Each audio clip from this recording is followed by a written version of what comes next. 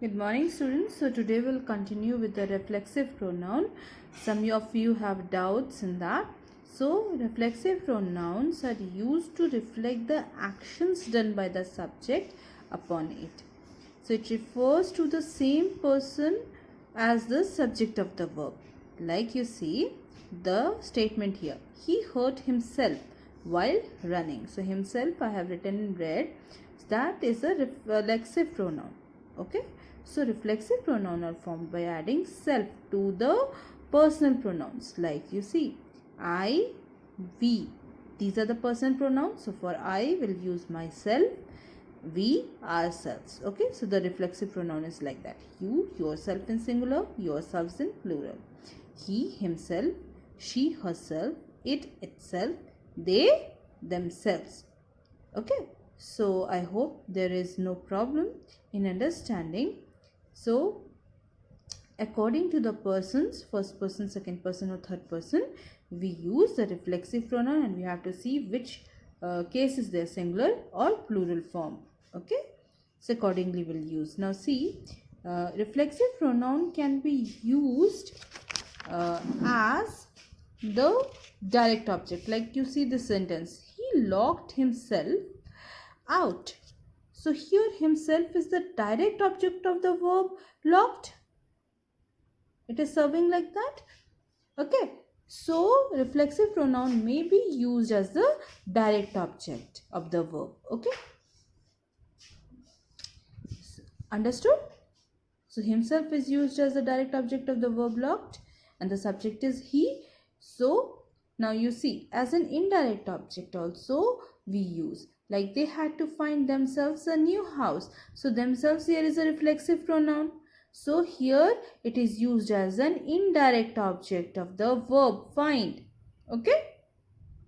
Now see, that poor boy was myself. Here what is there?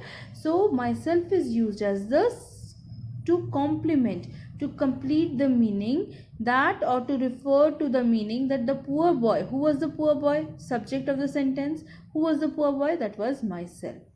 So it is enhancing the meaning of the subject. Now you see they were quarreling among themselves. So here what happened? Themselves is used as the object of a preposition. And the reflexive pronoun may be used as an object too. Like we enjoyed ourselves. So here the object of the sentence is ourselves. Okay. Here you see the sentence. As for myself, me, I don't want to go there. Okay. So what is here? See, in place of the objective objective forms of the personal pronoun me, we have used myself, the reflexive pronoun. Okay. This happens after the words for, as, like, but, for, except for, like words. Okay. So for someone like me or myself, it is better to stay indoors. So we'll use for someone like myself in this sense. Okay. So for someone like myself, in place of me, what I can write? Reflexive pronoun myself. It's better to stay indoors.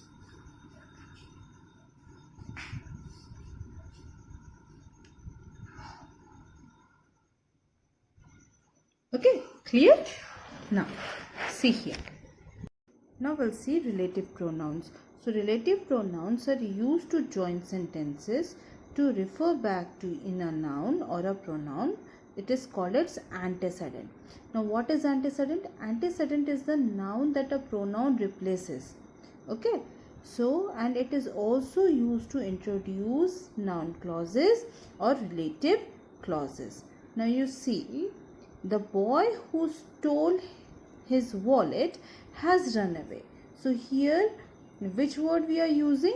We are using who to relate the boy and with the rest part of the sentence. So the words who, whom, whose and that are used as a relative pronoun. Okay, so when we see the examples here, like I know someone, someone is a person, so we'll use the word who. The White House is an object, so we'll add which. So the shop that has shut down last year is reopening on Monday. Okay, so we'll use that. So who, whose may be used for whom for a person, which can be used for a thing, and whom also may be used to refer to a thing someone or somebody has, and that can be used as a person or the thing. So now we'll see reciprocal pronouns. So reciprocal pronouns are used to refer to two or more people who carry out actions at the same time and are affected by its consequences at the same time. Like you see, Jack and Jill, they are two persons. So Jack and Jill help each other. So what they are doing? They are carrying action at the same time. So each other refers to two persons. Okay, two persons are there. How many? Two are there. Then see, all the team members should help one another. So one another is referring to more than two persons. Now we'll see indefinite pronouns. So indefinite pronouns refers to persons or things in general. Like everybody knows that she is a good singer. Who knows? Everybody knows. So here what is that? The persons are not definite or specific or exact. How many persons know? So in general way, what I am referring here, everybody knows that she is a good singer. So here the words all, any, several, anyone, many can be used as the indefinite pronoun. I hope you have understood.